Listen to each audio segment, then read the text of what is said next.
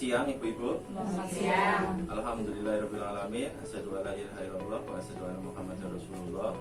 Puji syukur kehadirat Allah Subhanahu wa taala, Tuhan yang Maha Esa, yang telah memberikan rahmat, hidayah, inayah sehingga pada siang hari ini kita semuanya bisa berkumpul kembali dalam acara pertemuan kelompok Kali Bening Desa Sumberjo, Kabupaten Wonosobo.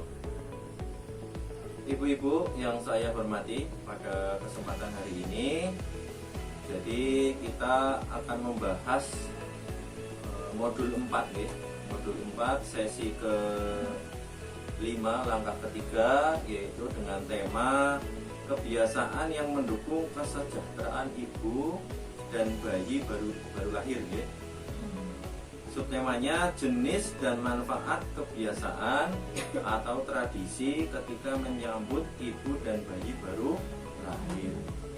Tentunya di daerah sini ada kebiasaan atau adat atau budaya yang biasa dilakukan ketika menyambut bayi baru lahir.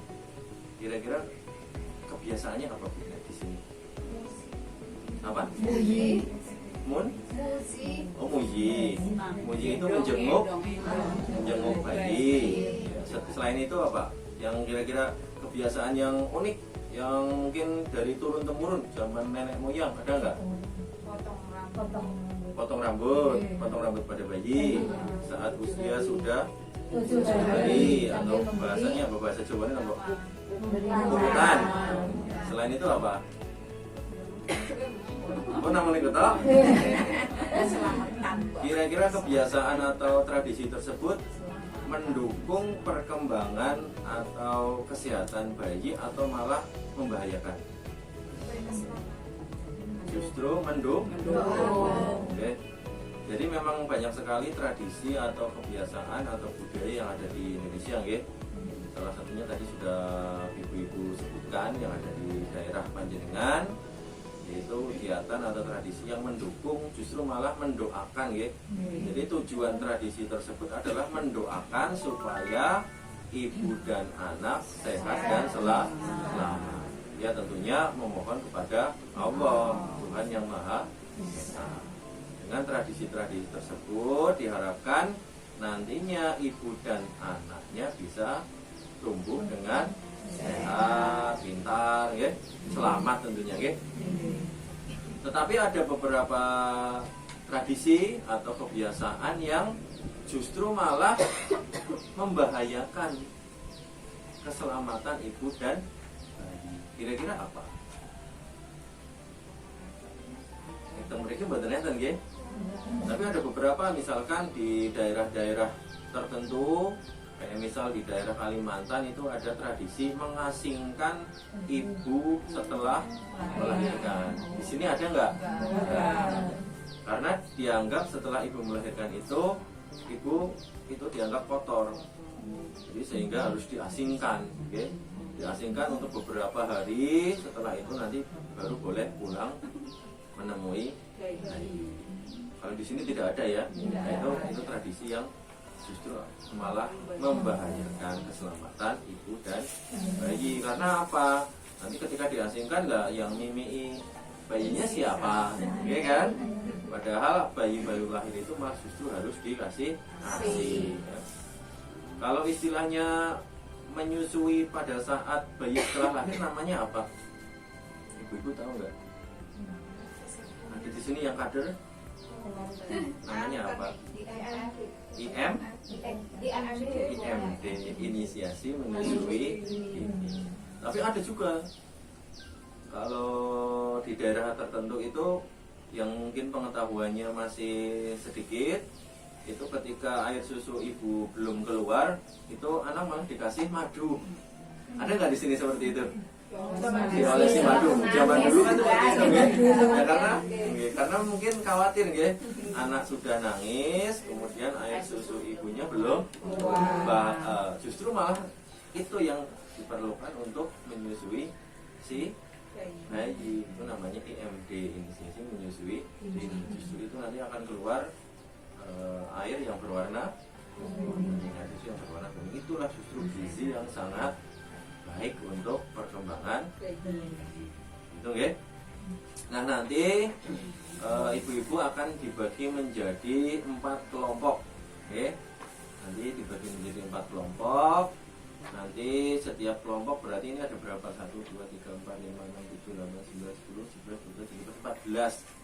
Berarti nanti belum berangkat semua, ya nggak apa-apa lah. Nanti ada 4 anggota ya. Jadi yang baru datang nanti bergabung ya.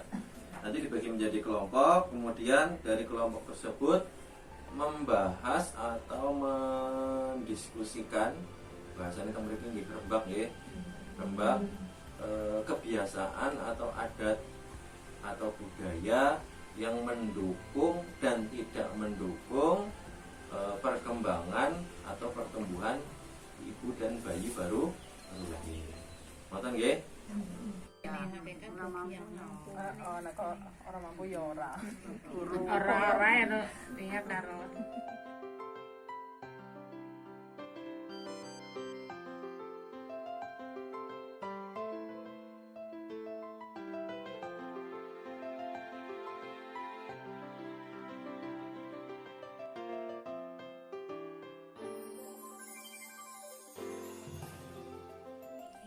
Saya keminem dari kelompok 4 mau menyampaikan tradisi kebiasaan ibu dan bayi baru lahir.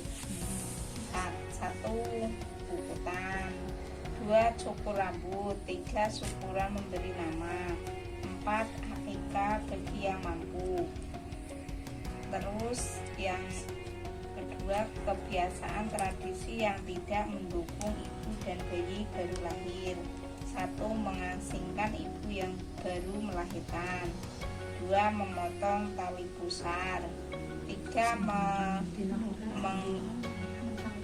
Menggelamkan bayi baru lahir, 4. Memandikan bayi dengan air rendaman cangkul, 5. Tidak boleh makan yang mengandung protein.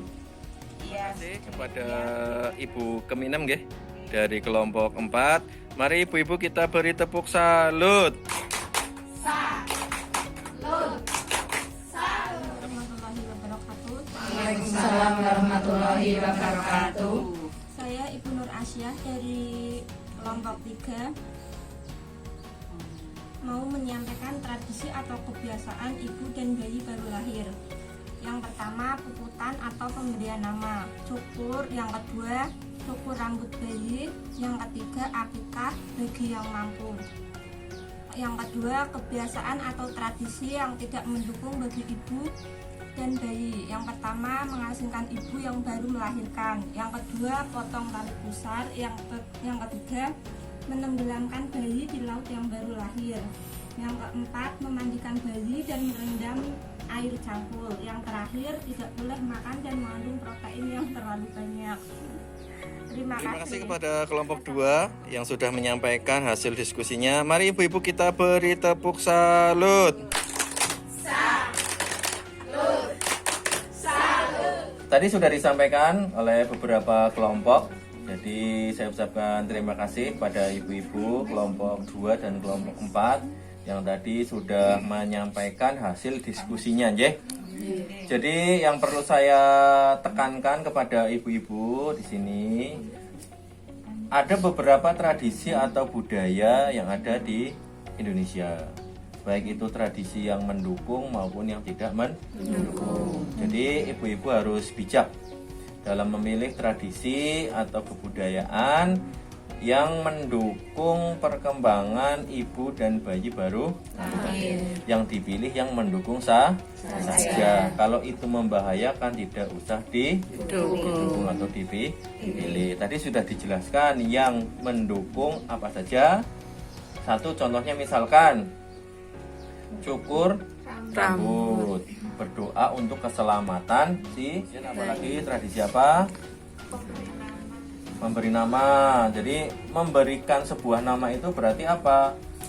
di dalam nama yang dipilih itu ada doa orang tua kepada si Anak. bayi atau si anak, supaya apa?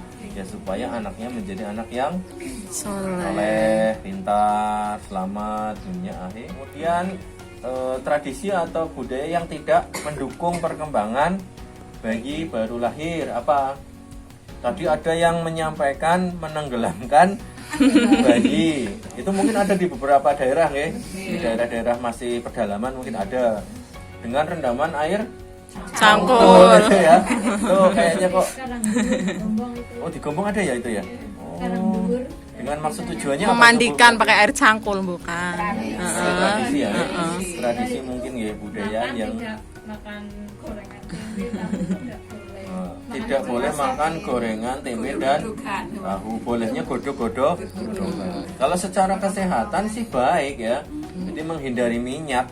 Tapi kalau dihindari semuanya nanti asupan gizi oleh si ibu kurang. Akhirnya air susu ibunya jadi beberapa tradisi yang tidak diperbolehkan yaitu apa? Melahirkan di dukun bayi atau dukun beranak sekarang sudah tidak boleh ya. Kemudian apa lagi? Memijat bayi sembarangan itu juga tidak boleh. Memijat sederhana boleh asal dalam tahap dielus-elus gitu dengan tujuan dengan kasih sayang dan sebagainya itu boleh. Tapi dengan memijat secara keseluruhan sembarangan asal-asalan itu justru akan membahayakan bayinya. Pada sesi kali ini yaitu panjenengan tadi sudah mendapatkan kertas ya. Sudah mendapatkan kertas yaitu dibuka ya di balik kertasnya. Nah, di situ adalah tabel janji diri. Dengan tema apa di situ disebutkan?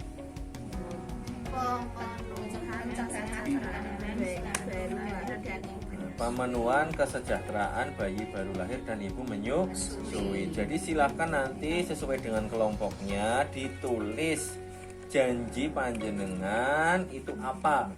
Janji itu berarti harus ditepati, berarti dipraktekkan nanti di rumah ya.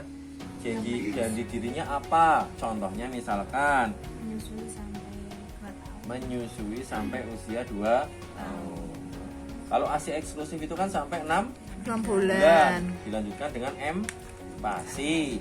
Tapi juga harus diimbangi dengan ASI juga sampai lebih baik itu sampai usia 2 tahun. Tulis di situ kira-kira janjinya apa. Kemudian contoh yang lain adalah apa? Memberikan makanan yang bergizi. Panjenengan itu kan sudah dapat bantuan sosial, iya kan? Berupa uang tunai, ada juga yang berupa bahan pokok, ya kan? Nah, berarti kewajiban panjenengan adalah apa? Memberikan makanan yang bergizi. Ngoten nggih, silakan ditulis tabel janji dirinya dan juga ini panjenengan kan sudah dikasih kertas metaplan. Nanti ditulis. Yang ditulis di tabel janji diri juga ditulis di kertas metaplan. Kalau di sini ditulis 3 ya di kertas metaplan 3. Nanti yang tabel janji diri dikumpulkan kepada saya sebagai pendamping. Kemudian kertas metaplannya dibawa pulang ke rumah untuk ditunjukkan dan dipraktekkan kepada keluarga. Monggo.